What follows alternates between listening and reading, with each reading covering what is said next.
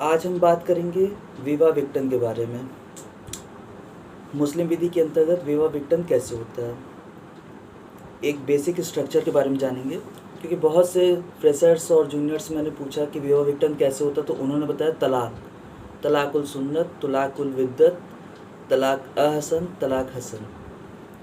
तो इसीलिए मैंने आज ये टॉपिक चुना है कि विवाह विघटन कैसे होता है, एक जनरल इसका कॉन्सेप्ट। तो सबसे पहले ये जान लीजिए कि विवाह विघटन होता क्या है। जब भी किसी पक्षकार की शादी होती है या विवाह होता है मुस्लिम विधि के अंतर्गत, और जब उसको तोड़ दिया जाता है या जब वो टूट जाता है, तो उसे विवाह विघटन कहते हैं। अब विवाह विघटन करने का या विवाह तोड़ने के तरीके क्या क्या हैं, तो सबसे पहले इसके दो तरीके हैं। पहला, ईश्वरीकृत by God, by act of God, जिसमें आता है मृत्यु हो जाना, किसी पक्षकार की मृत्यु हो जाना। अगर पति या पत्नी कोई भी एक जो है जिसकी मृत्यु हो जाती है, तो वहाँ विवाह का विघटन हो जाता है, विवाह समाप्त हो जाता है। दूसरा, पक्षकारों के कार्य द्वारा। ये एक दो तरीके हैं जिससे विवाह को तोड़ा जाता है। पहला ईश्वरीकृत, दूसरा पक्षकारों के द्वारा। अब यहाँ पे पक्षकारों के द्वारा भी कई तरीके से होते हैं। पहला, न्यायालय द्वारा, मतलब पक्षकार न्यायालय में जा कर के अपने विवाह को विघटित करा सकते हैं। न्यायालय मतलब जैसे कोई एक्ट है, विवाह विच्छेद अधिनियम 1939 के अंतर्गत जा कर के, जिसमें महिलाओं को अधिकार दिया गया, 9 अधिकार है, 9 आधार हैं, उन आधारों पे वो विवाह को अपना विघटित करा सकती हैं। दूसरा, न्यायालय के बाहर न्यायिकेतर। इसमें न्यायिकेतर में या न्यायालय के बाहर जो होता है वो भी 3 तरीके से हो सकता है,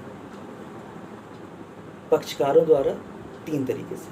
अब पक्षकार पति पत्नी होते हैं, तो न्यायालय के बाहर पति द्वारा होता है, पत्नी द्वारा होता है और पारस्परिक सहमति द्वारा होता है। ये 3 हैं। अब इसमें भी कैटेगरी है, पति द्वारा, पत्नी द्वारा, पारस्परिक सहमति द्वारा। अब पति को कौन कौन से अधिकार हैं जिसके द्वारा वो जो है विवाह को विघटित करा सकता है। तो पहला है तलाक, दूसरा इला, तीसरा जिहार। तो तलाक जो है विवाह विघटन करने का एक तरीका है जो कि पति द्वारा प्रयोग किया जाता है। अब जब आपसे कोई तलाक पूछेगा, तब आप उसको डिस्क्राइब कर सकते हो कि तलाक 2 प्रकार का होता है, तलाकुल सुन्नत, तलाकुल विद्दत। अब तलाकुल सुन्नत भी 2 प्रकार का होता है, तलाक अहसन और तलाक हसन। इला के द्वारा पति जो है विवाह का विघटन करता है। इला में होता है कि जैसे खुदा की कसम खा करके वो कह दे कि खुदा की कसम, अब मैं तुम्हारे साथ नहीं रहूँगा। इला को भारत में ज़्यादा प्रयोग नहीं किया जाता, एक तरह से ये यहाँ पे प्रयोग में ही नहीं है। जिहार के द्वारा पति जो है अपने विवाह का विघटन कर सकता है। जिहार में वो अपनी पत्नी तुलना अपनी माता या बहनों से कर देता है, तो वहाँ पे विवाह विघटित हो जाता है। पत्नी द्वारा विवाह विघटन किस प्रकार से किया जा सकता है, तो न्यायालय के बाहर जब पत्नी द्वारा विवाह का विघटन करना हो, तो वो तभी कर सकती है जब पति द्वारा उसे तलाक देने की शक्ति का ट्रांसफ़र किया गया हो।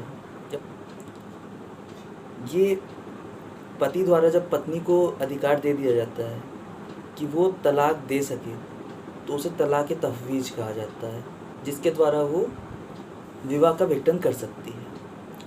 तीसरा क्या है, पारस्परिक सहमति द्वारा विवाह विघटन।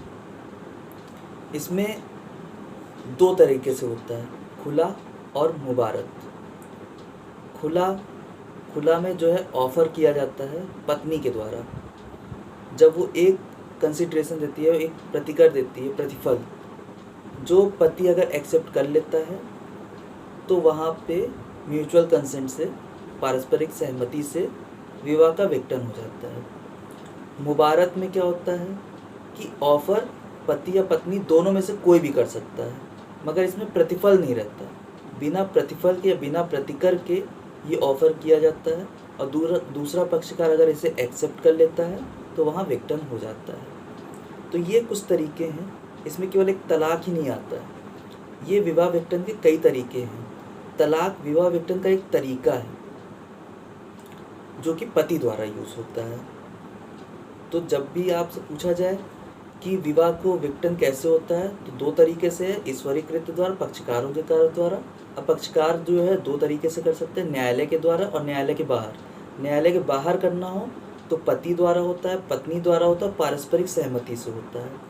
पत्नी द्वारा करना है तो डेलीगेटेड होता है, पति द्वारा करना है तलाक, इला और जिहार, 3 ऑप्शन है। पारस्परिक सहमति से करना है तो खुला और मुबारक, ये 2 ऑप्शन है।